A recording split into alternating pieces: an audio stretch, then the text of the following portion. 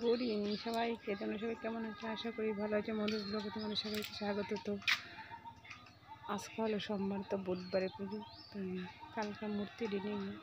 দেখো আমার কাকু কি সুন্দর করে সরস্বতী বানাইছে, মাড়ির শাড়ি পরাইছে, এত সুন্দর হয়েছে।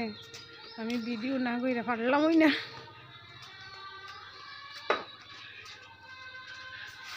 দেখো কি সুন্দর হইছে সরস্বতী শাড়িটা। এটা হইলো মাটির শাড়ি, এত সুন্দর হয়েছে, ভিডিও না কইরা পারলামই না।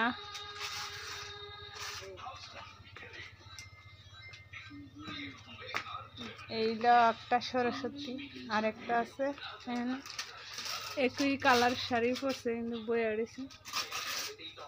কাকু ওইদিকে শালি বানাইতেছে, দেখো কি সুন্দর হয়েছে।